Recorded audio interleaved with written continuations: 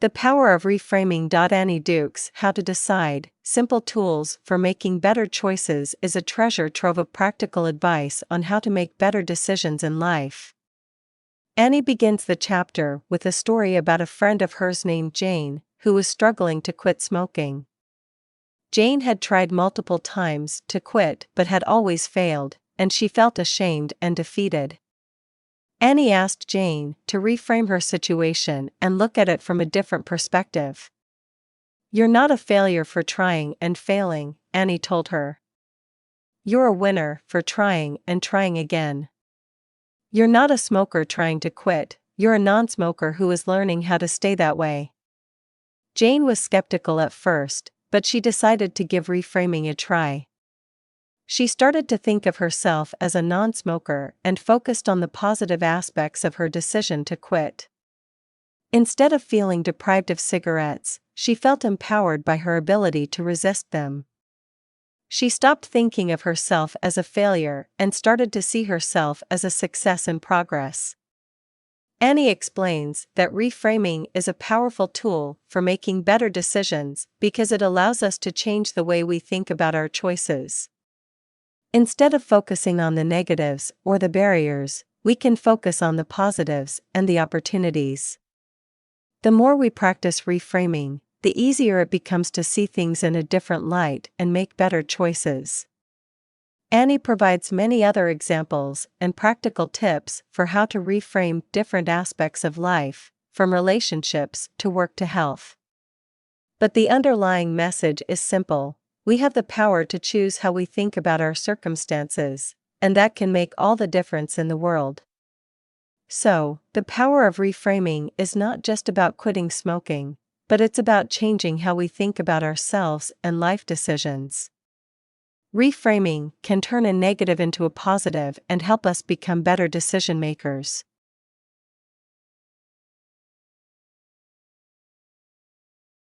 The Art of Thinking in Bets. Annie Duke's How to Decide, Simple Tools for Making Better Choices is filled with practical advice and tools for making better decisions in life. Annie starts the chapter by sharing a story about her time as a professional poker player. She explains how in poker, every decision you make is a bet, and every bet has some level of uncertainty. You can never know for sure what cards your opponents have, and you can never predict with 100% accuracy what will happen on the next card. In poker, as in life, uncertainty is the only certainty. Annie uses this analogy to explain why thinking in bets is such a valuable skill for decision-making.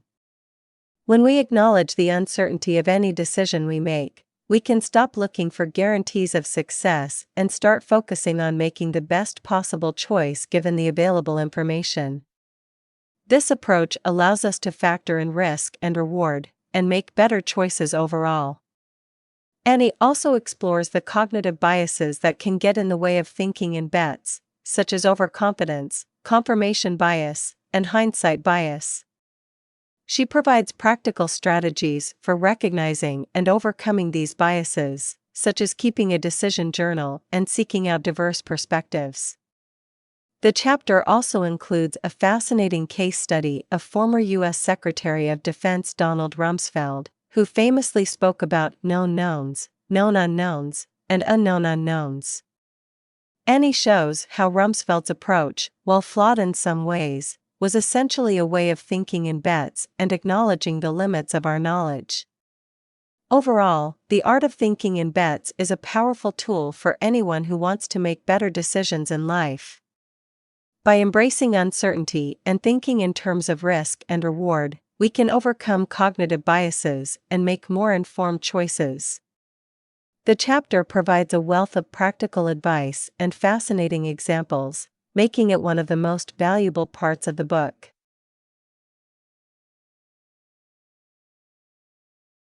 How to set yourself up for success with premodern thinking. Annie Duke's How to Decide, Simple Tools for Making Better Choices is an insightful guide to better decision-making in everyday life. Annie begins the chapter by sharing the story of an incident in her past as a professional poker player.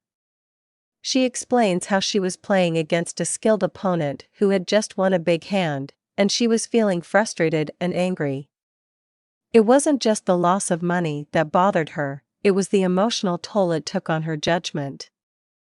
Annie realized that in poker, as in life, emotions can cloud our judgment and lead us to make poor decisions. That's where premortem thinking comes in. Instead of waiting until after a decision has been made to analyze it, as in a post-mortem, with premortem thinking, you imagine the worst-case scenarios that could happen before making the decision. This approach helps to identify potential pitfalls and prepare for them ahead of time. Annie provides several practical examples of how to use premortem thinking in everyday life, from investing in a new business venture to deciding on a new career path. She also explains how to overcome common obstacles to effective premortem thinking, such as groupthink and confirmation bias. One of the key takeaways from the chapter is that premortem thinking helps us set ourselves up for success by anticipating and preparing for potential failures. It's a proactive approach to decision-making that can save us time, money, and stress in the long run. Overall, how to set yourself up for success with premortem thinking is a valuable tool for anyone who wants to make better decisions in life. By using this approach, we can learn to overcome emotional biases and set ourselves up for success by anticipating and preparing for potential failures. The chapter provides practical advice and real-world examples that make it easy to apply this approach in everyday life.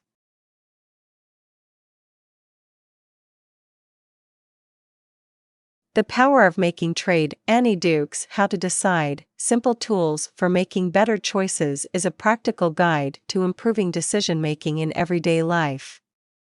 Annie begins the chapter by telling the story of a friend named John who had just received a big promotion at work.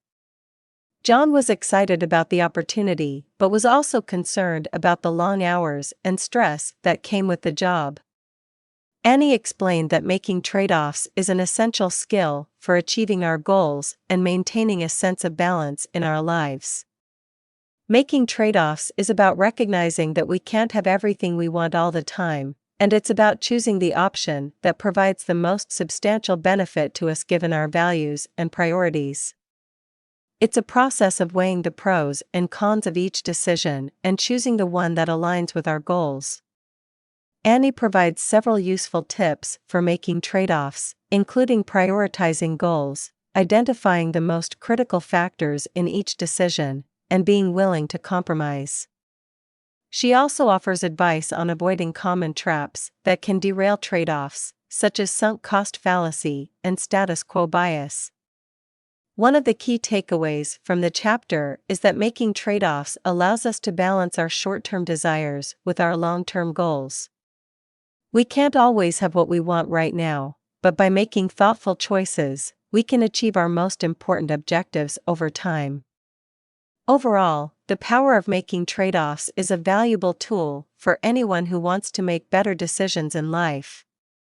By recognizing the need for trade-offs and learning how to make them effectively, we can achieve our goals, maintain a sense of balance and fulfillment, and create a more fulfilling life. The chapter provides practical advice and real-world examples that make it easy to apply this approach in everyday life. Summary from How to Decide, Simple Tools for Making Better Choices by Annie Duke. Readers can learn a range of practical skills and tools for making better decisions in everyday life. Some of the key takeaways from the book include: 1. How to think in bets, embracing uncertainty and risk to make informed decisions. 2. The power of reframing, or changing how we think about a situation to turn negatives into positives. 3. The value of premortem thinking, imagining worst-case scenarios to anticipate and prepare for potential failures.